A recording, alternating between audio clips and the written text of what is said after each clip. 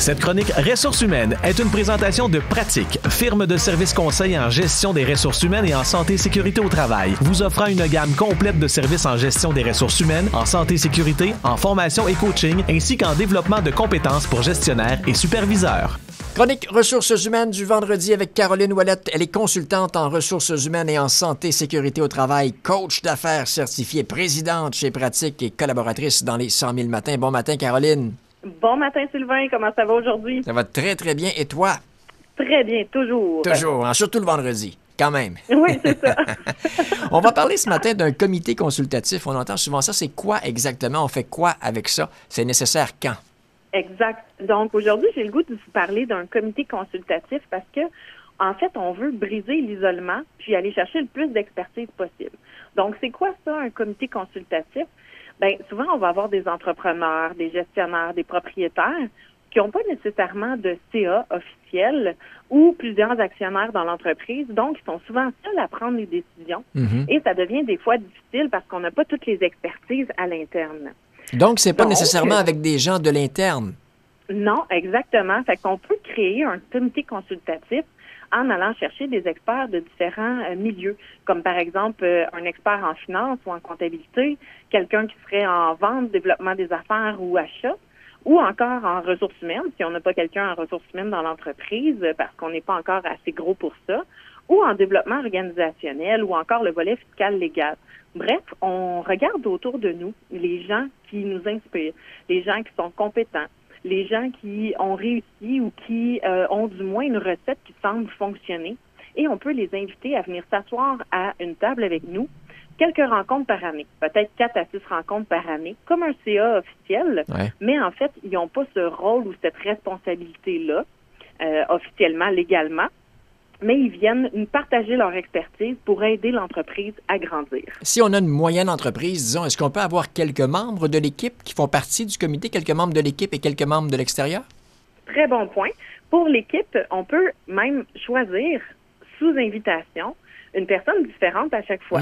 Fait que ça peut être intéressant parce qu'on vient amener de la créativité, du changement, mais on s'en sert aussi comme une période de valorisation puis de mobilisation pour la personne qu'on a choisie qui a la chance de participer à ce comité-là.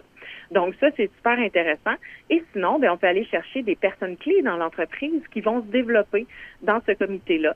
Et peut-être même qu'éventuellement, comme administrateur, vous aurez plus besoin d'assister à ça et il y a quelqu'un qui va vous faire un suivi et vous allez être dégagé de ces opérations-là. Mais c'est vraiment pour nous aider à mettre en place la structure, avoir une expertise, puis être capable de ne pas se sentir seul dans ces grandes prises de décision-là. Puis souvent, on va avoir une durée de peut-être 2 à 3 heures dans ces 4 à 6 rencontres par année-là. Fait que ça, c'est super intéressant là, de pouvoir échanger sur l'entreprise, comment on la voit grandir, c'est quoi les éléments d'opportunité ou les menaces sur le marché. Donc, ça amène vraiment, vraiment plein de sujets là, qui peuvent être traités dans une rencontre comme ça. Un petit peu comme un CA, est-ce que le comité va être appelé à changer des renouvellements de membres ou si on garde la même équipe durant plusieurs années? Si on a une équipe gagnante, on n'ose jamais la changer. Hein? On ne veut pas échanger des joueurs puis créer une autre dynamique de groupe. Mais par contre, ça peut être très intéressant de changer la dynamique annuellement ou aux 2 ans, faire un peu comme un CA de chambre de commerce ou autre, se donner un mandat de 2 ans, puis après ça, on peut renouveler certains membres de l'équipe. Mais en fait, ça reste le désir de l'entrepreneur, du gestionnaire de pouvoir choisir ce volet-là. Mais c'est un bon point. Est-ce qu'on a besoin de nouvelles créativités et idées?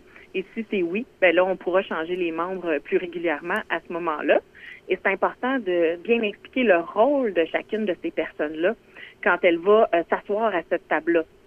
Si on s'attend qu'au niveau finance, fiscalité, on améliore nos ratios, ben c'est sûr que son objectif, puis quand elle va arriver dans ce comité-là, elle va être préparée face à ça. Elle va avoir eu ses données d'avance, elle va avoir analysé les options possibles, puis après, elle va challenger l'entrepreneur pour l'amener à développer sa vision par rapport à ça. Si je veux mettre sur pied un comité consultatif chez nous, dans mon entreprise, je ne sais pas trop qui aller chercher. Des gens comme chez vous, chez Pratique, vous pouvez nous aider à bâtir le comité? Oui, exactement. On peut aider à structurer le comité, voir en fait c'est quoi que la personne a comme objectif là-dedans, dans son entourage. Est-ce qu'il y a des personnes clés en qui elle a confiance qu'elle peut amener dans le comité, ou encore assister à ce genre de comité-là pour la portion ressources humaines. Ça nous arrive là régulièrement d'avoir à challenger des entrepreneurs à ce niveau-là. Et à l'inverse, si je suis, moi, spécialiste, je pense pour être utile dans un comité consultatif dans des entreprises de la région, je peux aussi communiquer avec les gens de chez Pratique? Oui, vous pouvez communiquer avec nous. Il y a souvent des entreprises avec qui on peut faire du parrainage. Ouais. Ou sinon, vous pouvez même l'annoncer dans vos réseaux sociaux comme spécialiste. Je suis à la recherche d'entreprises qui aimeraient avoir une expertise conseil. Puis après, c'est juste de valider la modalité de paiement. Soit que vous payez l'expert pour les rencontres, ou vous pouvez même faire des échanges de temps ou de services pour pouvoir obtenir l'expertise de cette personne-là. Super intéressant, Caroline, pour te joindre, toi et toute ta belle équipe. On fait comment? On va sur le site internet du www.pratic.ca et vous aurez toutes les redirections ensuite pour nous rejoindre. Merci beaucoup. Bon week-end. Merci beaucoup. Bye-bye. Bye. Passion, rigueur, authenticité, travail d'équipe, innovation et qualité. Pratique, votre firme RH dans Lanaudière. Plus d'informations, pratique.ca. Suivez-nous sur Facebook.